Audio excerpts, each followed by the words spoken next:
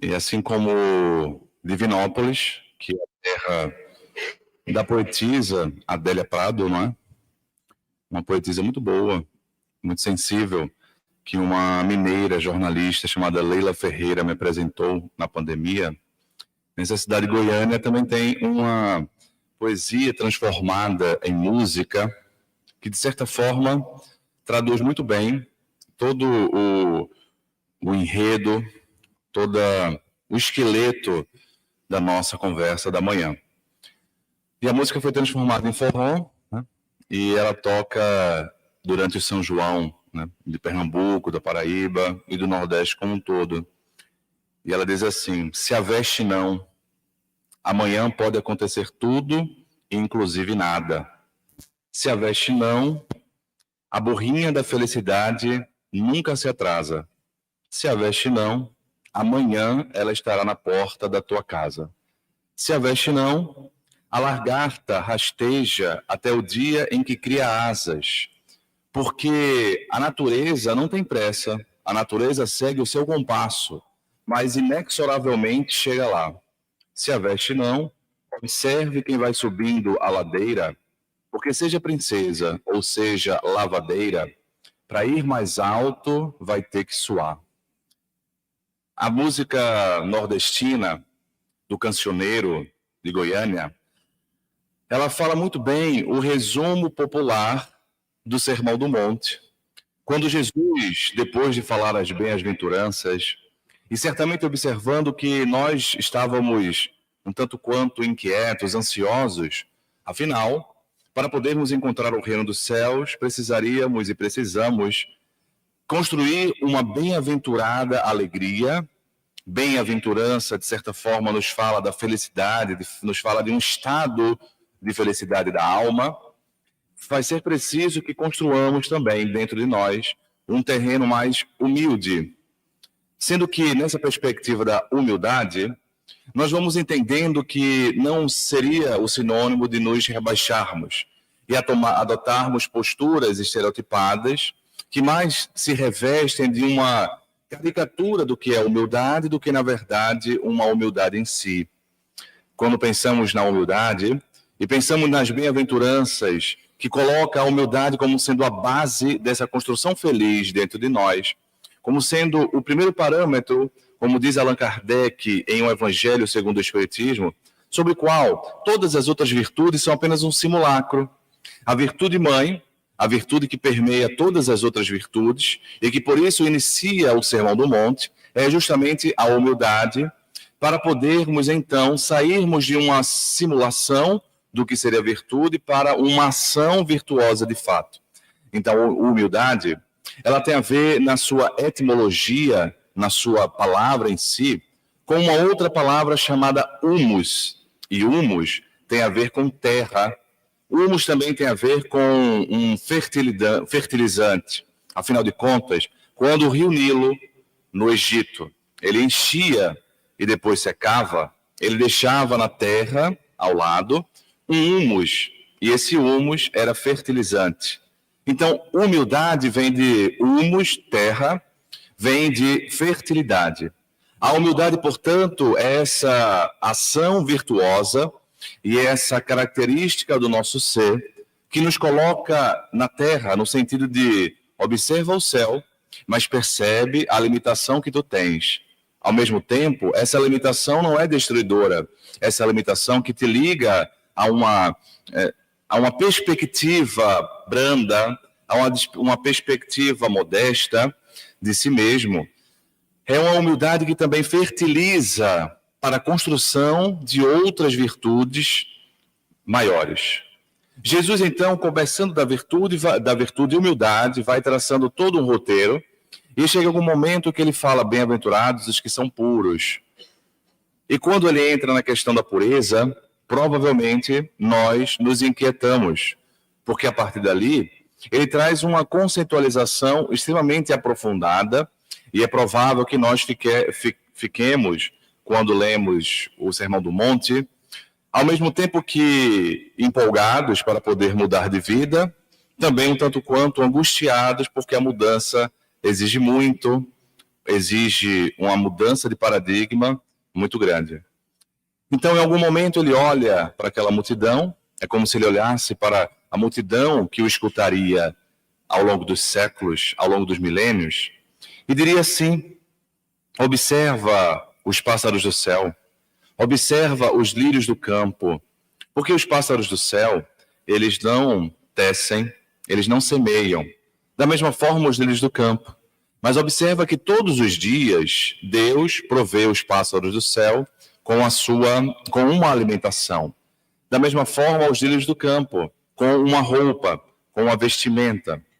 De tal modo que a vestimenta dos lírios do campo é tão perfeita que nem Salomão, que simboliza ali o grande rei sábio dos judeus, da história judaica, nem Salomão conseguiu se vestir com a túnica tão perfeita quanto os lírios do céu, os lírios do campo. Dessa forma, não vos inquieteis com o dia de amanhã, porque a cada dia basta o seu mal.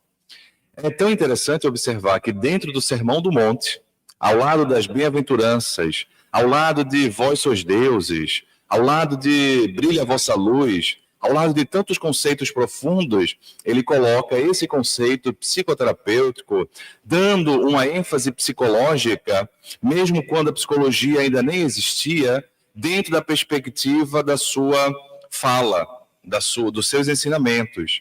E é curioso que ele poderia escolher todas, mas ele escolhe ali a ansiedade. São duas grandes emoções, são três grandes emoções que a gente percebe, né, na fala de Jesus, como que ele colocando a dificuldade de lidarmos com nós mesmos e, ao mesmo tempo, a potência dessas emoções na transformação. A primeira é a ansiedade, especialmente nesse capítulo das bem-aventuranças. Mas observamos também a tristeza em diversos momentos. Quando, por exemplo, ele fala bem-aventurados, aqueles que choram, aqueles que estão sobrecarregados, aqueles que estão aflitos, aqueles que estão tristes. Bem-aventurados esses, porque eles serão consolados. Então ele fala também de uma tristeza, de um estado de ânimo melancólico, que também traz uma bem-aventurança, porque traz uma perspectiva de mudança. Se alguém tem uma dependência química, por exemplo, e tem no dito popular um vício, ele não se queda triste, em algum momento diante dessa dependência, dificilmente ele vai mudar. Em geral, nós mudamos quando nós percebemos que aquela postura, aquele comportamento, aquele hábito não cabe mais na nossa indumentária, na nossa vida. Ele não nos preenche mais. Ele não nos dá mais aquela motivação como antes. E aí começamos a, entristecidos, querer mudar de patamar. Então é muito bem-aventurada, é muito bem-vinda e produz uma felicidade de forma paradoxal, essa tristeza que nos leva a uma mudança. Ao mesmo tempo, vai exemplificar ao longo da sua história como é que a gente pode manejar uma outra emoção chamada raiva, com uma assertividade que ele tem em diversos momentos. Então, a fala de Jesus não é psicológica pelo modismo da psiquiatria ou da psicologia atual, não. É psicológica porque, no fundo, nós estamos tratando da alma humana. A partir de um código ético, um código moral, que nos conecta ao Criador, mas esse código ético, esse código moral, justamente passa por uma conduta humana. E se passa por uma conduta humana, passa também por um psiquismo humano. Então é interessante vermos a ansiedade colocada numa perspectiva bastante notória. E o que eu acho interessante é assim, se Jesus aponta a problemática da ansiedade, a primeira dedução e a primeira conclusão que eu tiro é a seguinte: apesar de hoje nós estarmos bastante ansiosos enquanto sociedade, apesar de os números dizerem que a ansiedade vem aumentando e que talvez o Brasil seja um dos países mais ansiosos, a problemática não é nova. Porque só tem sentido Jesus apontar um remédio, não vos inquieteis pelo dia de amanhã, a cada dia baixa o seu mal, é um remédio psicoterapêutico, é uma mudança de postura. Ele faz aí duas mudanças básicas de postura. Primeiro, observa a natureza. Veja o que ele faz. Observa os pássaros do céu. Observa os lírios do campo. Como que nos convidando a uma mudança de observação e também a um contato maior com a vida natural. Então já é uma psicoterapia, já é uma proposta psicoterapêutica. Mas além disso ele fala, não vos inquieteis com o dia de amanhã, porque a cada dia baixa o seu mal. Ou seja, vai pensando um problema após o outro, vai tentando resolver no curto, médio e longo prazo. E é interessantíssimo porque, por exemplo, se pegarmos a psicoterapia cognitiva, ela vai muito bem descrever isso. Não é que o problema a longo prazo, ele não deva ser observado, não deva ser intuído, mas a questão é, quando deixamos o nosso pensamento vagar demais no longo prazo excessivo, muito provavelmente vamos ser tomados por pensamentos catastróficos, por pensamentos mais pessimistas, de que não vai dar certo, de que não vamos conseguir, não vamos dar conta. Até pode dar certo, mas talvez nós não vamos conseguir dar conta, porque nós não vamos ter maturidade. Quando o nosso pensamento vai muito lá para frente, dificilmente vem um pensamento muito otimista. Geralmente vem um pensamento pessimista por alguns fatos. Primeiro fato é que nós temos dentro de nós uma facilidade biológica de sentirmos mais emoções chamadas negativas. Nós temos várias emoções, chamadas básicas, chamadas complexas, mas as emoções básicas, e aí quem gosta de desenho, né, e esse desenho é quase um filme para adulto, é para toda a idade, chamado Divertidamente, né, você tem um que fala das emoções básicas e tem o 2 que fala das emoções básicas junto com as emoções complexas, porque a personagem já está um pouco mais crescida. E é isso mesmo, está muito bem feito na perspectiva do que a ciência, a neurociência, a psicoterapia cognitiva sabe hoje, e a psiquiatria também. Então, nas emoções básicas, nós temos 5, na verdade 6, embora no filme bote 5, mas o Paul Ekman divide em 6. Nós temos a tristeza, a raiva, o nojo, o medo. 4 emoções que nós chamamos negativas, não porque elas sejam ruins, mas porque elas nos deixam uma sensação de desagrado, de desconforto, de desprazer. Então, são emoções negativas que estão relacionadas à sobrevivência, à perpetuação da espécie. Quando a gente pensa no livro na codificação espírita, vamos encontrar Allan Kardec dando uma grande ênfase ao instinto de conservação. E a primeira característica básica da nossa espécie é fazer com que a gente sobreviva perpetuando a nossa espécie. E esse instinto de conservação, ele se desdobra no primeiro momento, especialmente a partir dessas 4 forças, dessas 4 emoções que nos protegem. Porque quando eu estou com medo, eu me retraio, me protejo. Quando eu estou com nojo, eu também me retraio do alimento, se for um nojo mais social, daquele tipo de comportamento. Quando eu estou entristecido, eu também me retraio e mudo. E quando eu estou com raiva, eu tenho ali um comportamento que não é muito de retração, é de expansão, mas é de expansão para se proteger, para uma proteção. Eu envolvo um comportamento destrutivo, a princípio, para uma sobrevivência. Então, percebamos que, ao lado dessas 4 emoções negativas, nós temos uma emoção positiva apenas, que é a alegria. Então, rivalizando com todas essas outras emoções, com 4 emoções, nós temos apenas uma emoção positiva, apenas uma emoção agradável, que é a alegria. E temos uma emoção que seria neutra, que nós chamamos de surpresa, que ela pode elevar a alegria, porque quando eu fico surpreso com algo de bom que acontece comigo, eu potencializo minha alegria, porque eu fico encantado. Mas quando eu fico surpreso com algo ruim que acontece comigo, eu também potencializo a minha tristeza, a minha raiva, o meu medo, porque ao invés de ficar encantado, eu fico desencantado. Ao invés de ficar emotivamente relacionado com o encanto, essa surpresa de admiração, eu fico surpreso de uma forma decepcionada, de uma forma desencantada. E aquele medo aumenta muito. Pois bem, percebamos que, biologicamente, a nossa máquina biológica, ela tem uma predisposição, e nós chamamos isso de um viés biológico, para sentirmos emoções negativas, para proteger a nossa vida, perpetuar a nossa espécie.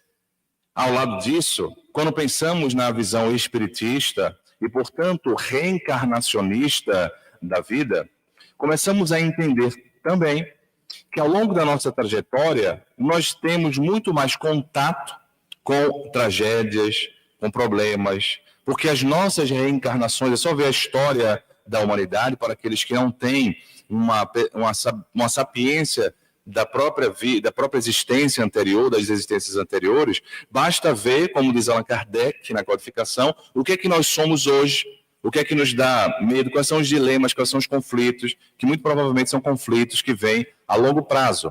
Ou então observemos a história da humanidade. Então há muito mais tragédia do que realmente uma construção de um reino de paz.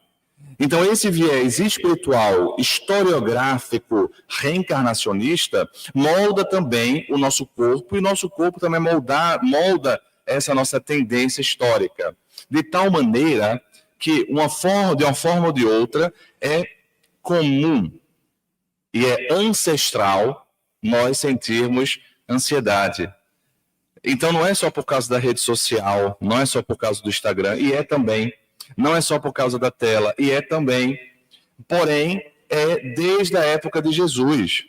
Então não teria sentido ele falar assim, uma proposta ansiolítica, se não existisse ansiedade, se não existisse a problemática.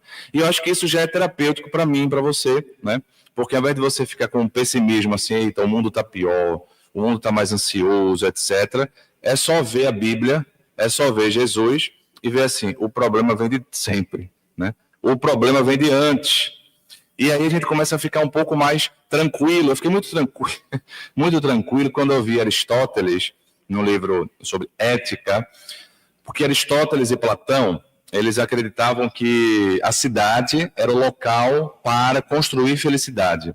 O grego, ele tinha uma visão muito de polis, uma visão comum. Então não tinha sentido uma felicidade para Platão, para Sócrates, para o grego daquela época, uma felicidade exclusivamente pessoal. Era preciso uma construção coletiva. Por isso que Platão pensa a cidade e pensa a política. Na República, por exemplo. E é por isso que Aristóteles também pensa a política. Mas aí, de vez em quando, vendo alguns cenários, né, em alguns países do mundo, né, não necessariamente o Brasil, mas alguns países assim, vendo a política, a gente ainda fica triste, né, às vezes, uma vez ou outra fica triste. E eu li Aristóteles fala assim, olha, a cidade é o melhor local para se construir felicidade. A política, portanto, é o meio para se construir felicidade. Porém, os políticos faz muito tempo que esqueceram as suas funções.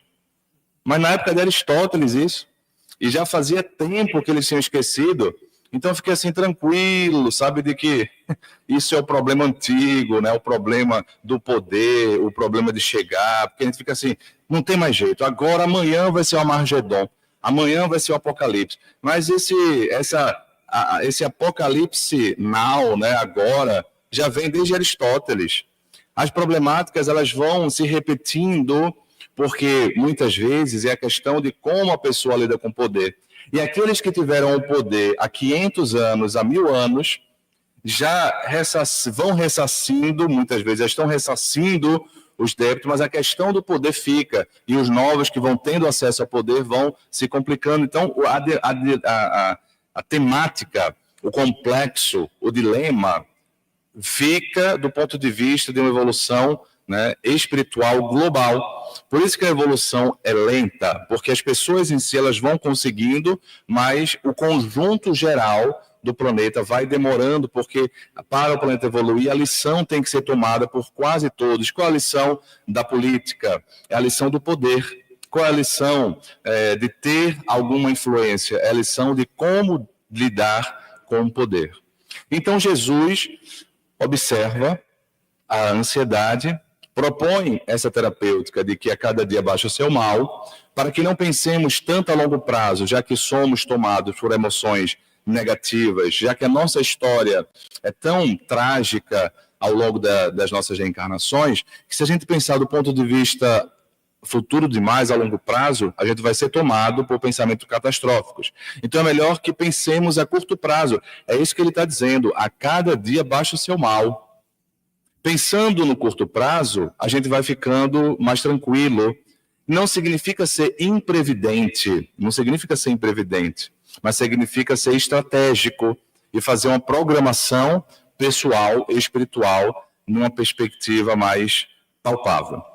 Pensando, então, na ansiedade, pensando que essa problemática é tão antiga quanto o mundo, pensando que essa problemática não é uma questão de moda, mas uma questão evangélica, porque a questão evangélica é também uma questão psicológica, e pensando que essa percepção de psicologia não é apenas um modismo, mas, na verdade, uma questão intrínseca em a Bíblia, em a Boa Nova, e que Allan Kardec percebeu isso. Percebam que, ao lado da codificação, Allan Kardec coloca Jornal de Estudos Psicológicos. A revista espírita tinha um outro nome também, que era o Jornal de Estudos Psicológicos, porque a psicologia, enquanto ciência, estava nascendo naquele momento e as pessoas iam percebendo que os fenômenos, etc., tinham alguma consequência psicológica. A gente queria pensar, então, três situações, né? Além dessas que já estou falando, nesse introito, 3 pontos que estão relacionados à geração maior da nossa ansiedade. Existem vários, né? Mas não temos como falar tudo nesse tempo. Então, vamos pensar em 3 que estão ligados à geração da ansiedade e, ao mesmo tempo, que podem nos ajudar a dar uma certa conciliação nessa ansiedade que nós sentimos. Um ponto que é a questão do desvalor, um outro ponto que é a questão da ambição, e um último ponto que é a questão das incertezas. Geramos ansiedade em nós quando, dentro de nós, há uma visão de que nós não temos valor e de que nós não temos, portanto, capacidade, que nós somos incapazes ou de que nós não damos conta. As formas desses pensamentos virem à tona, à nossa consciência, são as mais diversas. Eu não sou capaz, eu não sou bom o suficiente, eu não sou tão inteligente quanto, eu não vou conseguir. No final das contas, nós chamamos assim o dilema da incapacidade com crenças nucleares de desvalor. E eu me recordo de uma paciente que pedia a permissão para contar. Ela é médica e estava na residência, né, na fase da residência, que é o processo de especialização, né, para poder se tornar especialista em uma área. E ela estava se especializando em anestesia. Então ela começou a me procurar, eu comecei a atendê-la. Ela tinha uma questão de um transtorno de ansiedade generalizada e, portanto, fazia terapia com uma colega psicóloga que discutia o caso comigo, e comigo ia fazendo a parte clínica, psiquiátrica, etc.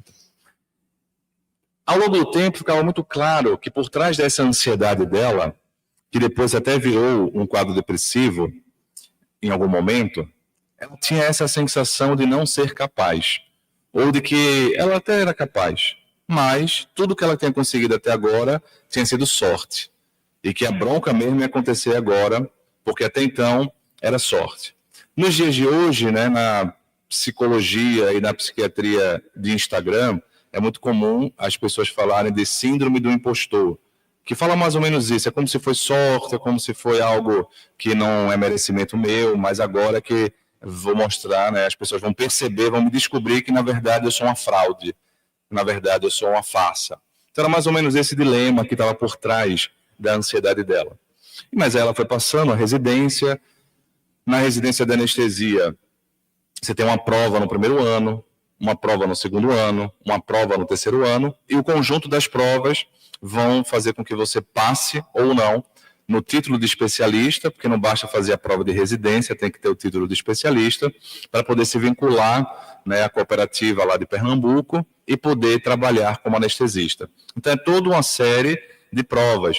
E a prova, geralmente no campo da medicina, na área da gente, ela não dá nem para dizer assim que o importante é competir, né? Não dá para dizer isso, porque muitas vezes o valor da nota diz o plantão que você vai pegar. O valor da colocação diz o plantão. Então, o importante é competir, é tentar.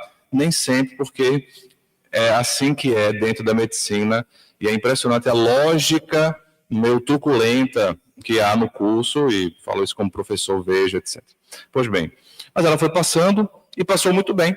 Passou nas provas, fez a nota, passou tão bem que ela pôde escolher um ótimo plantão, num bom dia, que dava para ela viver a vida, etc. E aí me surpreendi, porque quando ela chega, ao invés de ela estar mais tranquila com essa vitória, ela estava ainda mais ansiosa. Ainda mais ansiosa. E aí fica muito evidente, eu contei ontem uma situação de algo bom que aconteceu, e a pessoa, com pessimismo, logo via outra questão, e quero arrematar para vocês o seguinte: naturalmente, as coisas boas que acontecem na nossa vida podem ser uma ferramenta para podermos construir autoestima, para podermos construir felicidade, mas não são necessariamente um fator assim. Porque, às vezes, a nossa tendência autodestrutiva diminui o valor. E ela era especialista nisso. Por exemplo, se ela tirava uma nota boa na prova, a cabeça dela vinha assim, mas a prova foi muito fácil. Ou seja, está se diminuindo, concorda? Tira nota boa. Mas todo mundo tirou 10 também. E qual o problema que todo mundo tirou 10? Bom que você tirou. Mas a nossa cabeça competitiva, insegura, mobilizada pela crença de desvalor, faz com que a gente se desmereça, né, e desmereça o nosso mérito, e às vezes faz isso com o outro também, sem se aperceber. Então ela foi moldada dessa forma. E quando acabou a consulta, eu ajustei o medicamento dela, aumentei, mas quando estava indo embora, eu a parabenizei e falei assim: poxa, fulana, parabéns, viu? E aquele parabéns gerou um impacto nela. Ela olhou assim para mim e falou: mas por que parabéns? E aí eu falei assim: olha, você fez uma prova de vestibular, passou num curso difícil, a sua faculdade é boa, você não reprovou, né, não ficou de recuperação, passou na prova de residência, essa residência é difícil de passar, você fez as provas todas, passou em um bom local, poxa, você fez tanta prova, e são quase 10 anos aí de estudo, para chegar onde você chegou, que pelo menos um parabéns você não merece, não? E aí, a mesma chatice pessimista, eu também sou chato, otimistamente falando, né? Então, para competir, e aí ela falou: é verdade, e foi para casa. No outro mês, ela voltou assim, inquieta, mas muito feliz, e falou assim: doutor, eu estou bem melhor, viu? Mas eu acho que não foi o remédio, não. Eu acho que foi o parabéns que o senhor me deu. E aí, com isso, eu fiquei me sentindo assim, incapaz, sabe assim, puxa vida, eu estudei tanto para dar um remédio, né, para saber. E o que valeu foi o parabéns. Puxa vida, eu quero ser médico, passar remédio. E aí eu fui para ela e perguntou: doutor, que estratégia foi essa? Então eu falei da psicologia positiva, falei da gratidão, falei dessa outra perspectiva da psiquiatria. E a gente foi entendendo mais profundamente, né, porque o pai dela é médico também. A família toda se tornou médica, a mãe, o pai. Mas existe na medicina, hoje em dia não existe mais, mas antigamente existia assim: o jovem entrava na medicina achando que era Deus e acabava o curso tendo certeza. Só que algumas especialidades eram assim, Zeus, né? Ou seja, algumas especialidades são mais importantes ainda. E tem alguns colegas de algumas especialidades, que eu não vou citar o nome, com certeza, que são assim mais Zeus do Olimpo, e existem alguns subdeuses assim do Olimpo. Né? A psiquiatria, por exemplo, é quase um subdeus que está saindo do Olimpo, porque quase não é médico, né? Na visão tradicional. Então, esse pai dela era esse Zeus. Então, nenhum filho era tão bom quanto ele. E ele, literalmente, inseguro, competia com todo mundo, inclusive com os filhos. Então, o filho passava no vestibular, passava no colégio, ele falava assim: não fez mais do que a obrigação. Passava no vestibular, ele falou: quero ver agora é que começa a vida difícil.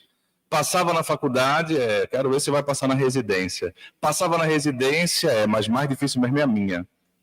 Então, sempre era uma fala invalidante que gerava uma sensação de insegurança a partir de uma visão de incapacidade, de que eu não sou bom ou suficiente.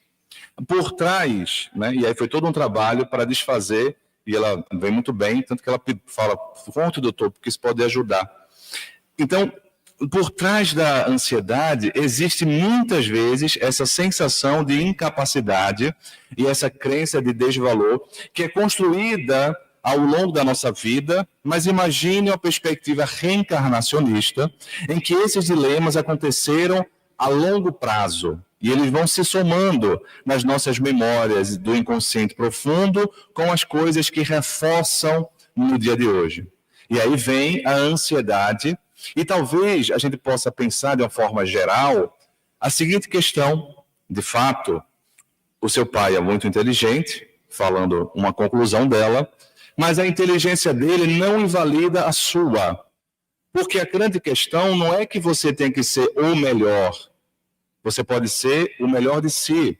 Mas quando eu falo o melhor de si, não significa 100%, porque ninguém o é 100%. A perspectiva espiritual, inclusive, nos dá essa sensação de acolhimento, porque ela percebe que cada passo de desenvolvimento é um passo importante, mas não é o único passo e não é a totalidade do passo que a gente precisa dar. Então, a questão não é ser o melhor, ou não é ser melhor do que fulano, é tentar fazer com todas as suas possibilidades, com toda a sua autenticidade. Ao mesmo tempo, para poder manejar essa sensação de incapacidade, é importante que a gente veja outra questão, que é a ambição. Às vezes, a nossa ambição é tão desmedida, é tão intensa, que às vezes, de fato, tudo que eu faço é insuficiente. Por quê? Porque o problema não está no passo, o problema está no compasso muito grande, no compasso muito rápido, ou seja, na métrica da vida muito alargada. William James, que estava naquele século XIX estudando esses fenômenos, que era médico em Harvard e foi um dos fundadores da psicologia, ele propõe uma fórmula do sucesso, uma fórmula da autoestima. Então ele vai dizer que a autoestima é igual ao sucesso, ou seja, as coisas boas que a gente conseguiu, as coisas boas que a gente conquistou, dividido pelas ambições que nós temos. O que é que significa isso? Significa que quanto mais coisas boas acontecerem na nossa vida, ou que nós conquistamos, ou seja, o sucesso, isso pode vir sim ao encontro da nossa autoestima, da nossa percepção pessoal. Mas, quando a gente vai vendo os exemplos que eu tenho dado, nem sempre isso é verdade. Porque, às vezes, a nossa ambição é alta demais ou está exagerada. Então, se o sucesso foi bom, mas a ambição é maior ainda, a conta não fecha. Então, eu consigo, por exemplo, vamos pensar uma coisa mais fácil, né? Eu consigo comprar uma casa, mas a minha ambição é comprar também uma casa de campo. Aí você vai estar sentindo que está faltando. Você está sentindo que não tem condições. Aí você consegue comprar casa de campo, mas o bom mesmo, por exemplo, lá em Pernambuco, né, seria assim, ter a casa em Recife, a casa de campo e a casa em Porto de Galinhas. Entende? Por mais que você consiga, sempre tem alguma coisa a mais. Jesus falava isso em várias situações. Junto desse observar os lírios do campo e os pássaros do céu, ele fala assim, basicamente: não se pode servir a Deus e a Mamon. Porque ou você vai se dedicar a um e vai negligenciar o outro, ou vai acontecer o inverso. Não se dá para adorar, né, e cultuar Deus e Mamon. E é muito interessante a gente pensar que ele coloca isso junto da ansiedade, porque ele está dizendo essa questão da ambição. A ambição, na atualidade, é muito curiosa. Nós temos criado, não tenho dúvida, que há uma influência, digamos assim, simbolicamente falando, das trevas, dentro dessa perspectiva espiritualista, porque em todos os cantos que a gente vai vendo, em todas as religiões, incluindo a visão do movimento espiritista, é um paraíso na Terra. É um ser feliz totalmente aqui. Porque se a gente pensar no mundo depois da morte, é como se fosse uma visão muito assim, muito arcaica, muito old fashion, muito antiga. Quando a proposta espírita, segundo o Livro dos Espíritos, na questão 920, 921, é sim construirmos desde hoje a felicidade possível aqui. Mas a felicidade completa, a felicidade plena, não tem como ser aqui, simplesmente pelo fato de nós estarmos ainda muito aquém. E a felicidade completa ser um patrimônio pessoal. O reino dos céus, disse Jesus, está dentro de vós, ou está entre vós. Quando nós construímos algo dentro de nós, isso se exterioriza para entre nós. Portanto, o reino de Deus, simbolizando a felicidade completa, simbolizando a plenitude, é uma construção íntima. Então não tem como ser aqui e nem tem como ser daqui a pouco. Não é jogando praga para ninguém, mas é sendo realista. Demora essa plenitude. Então, é preciso que a gente possa equalizar as nossas ambições e vivermos uma vida mais espiritualista. E essa visão espiritualista precisa dominar as nossas ambições. Quando a gente tem uma visão espiritualista, a gente não ignora, numa forma ascética, numa forma isolacionista, o mundo. Porque a gente entende o que o Evangelho, segundo o Espiritismo, diz, nós estamos no mundo, então precisamos cuidar das coisas do mundo no corpo, mas não dar para viver como se fôssemos do mundo. Então a gente vai para a visão espírita, mas buscando uma solução para as coisas materiais da Terra. Então, a fé virou um instrumento para podermos barganhar coisas na Terra. A fé, resignação, ficou esquecida, porque a fé e resignação, ela nos propõe uma superação íntima, uma mudança de montanhas, que não é mudar a paisagem externa, mas é mudar a postura interna. Então, é importante que a gente amplie a nossa visão e perceba que a visão espiritualista precisa ir encharcando a nossa forma de ser e as nossas ambições, como semelhante àquele jovem que procura Jesus e fala assim, Senhor, olha, eu já pratico a lei de Deus, faço isso, aquilo, outro, mas eu quero saber o que é que eu preciso fazer para chegar no reino dos céus, né? E Jesus fala, olha, faz isso. E o jovem diz, eu faço. Então faz aquilo outro, eu já faço. Era um jovem que estava tendo uma vida adequada. Mas, de certa forma, era um jovem que simbolizava, era um jovem rico, que simbolizava os dois desejos, né? Ter o reino dos céus e, ao mesmo tempo, ter o reino da terra. Tudo junto, como o judeu da época e todas as pessoas imaginam. Quando a gente pensa um movimento espírita expansionista que vai dominar o mundo, nós estamos sendo espíritas materialistas, porque a visão não é dominar o mundo em números, a visão é modificar a qualidade e a profundidade de nós. Mas esse jovem, ele queria tudo, né? Queria o mundo e queria o céu. E aí Jesus fala, olha, se tu queres, doa tudo que tu tens e me segue. E até hoje o jovem não voltou. Porque é difícil, não é a doação assim, de uma rompante de loucura, mas ele está falando a lição do desapego. Quando estamos desapegados, as nossas ambições ficam mais harmonizadas e aí conseguimos equalizar sucesso, ambição, a nossa autoestima fica mais tranquila, a gente fica menos ansioso. Por fim, com isso a gente vai tendo um pouco mais de segurança. E as incertezas do mundo vão impactando menos a nossa vida. É importantíssimo pensar que também ao lado da ansiedade vem a incerteza. Mas essa incerteza, ela está muito dentro disso tudo que eu falei. Porque se eu tenho muita ambição, mais incerto vai ser de eu conseguir ser feliz. Porque será que eu vou conseguir? Porque é tanta ambição e o preço está tão alto em tudo.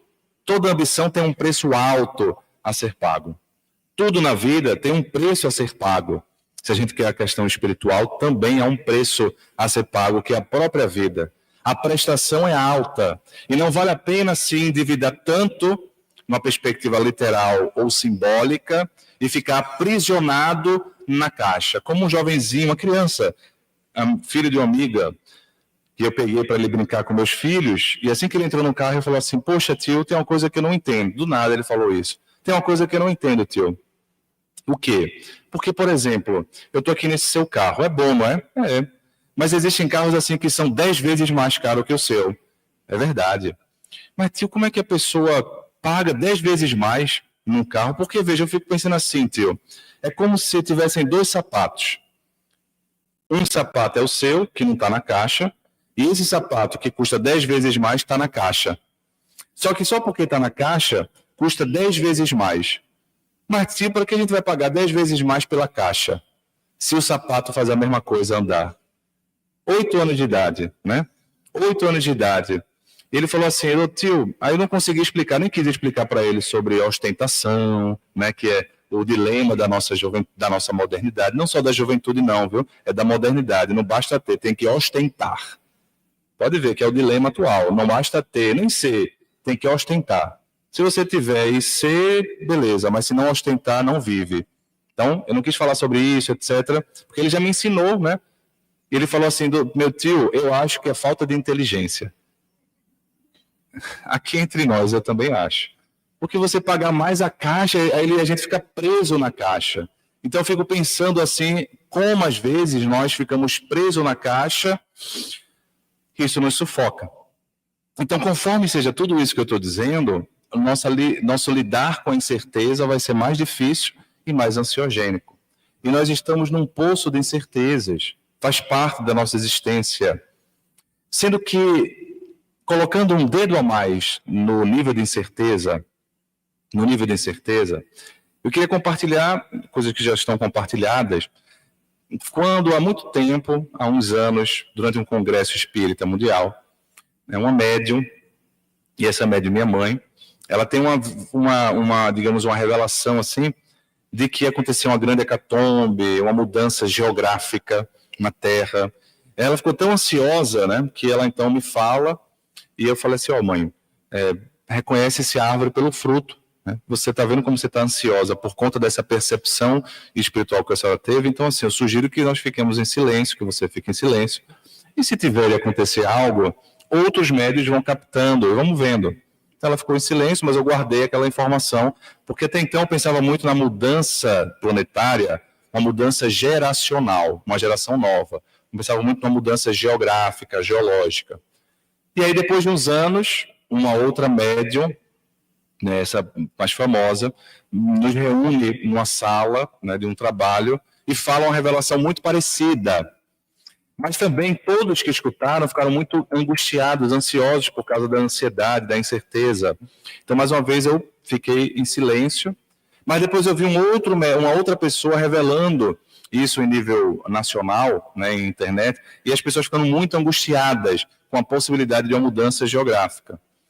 Até que, eu também mais uma vez fiquei guardado, né, foram 3 revelações.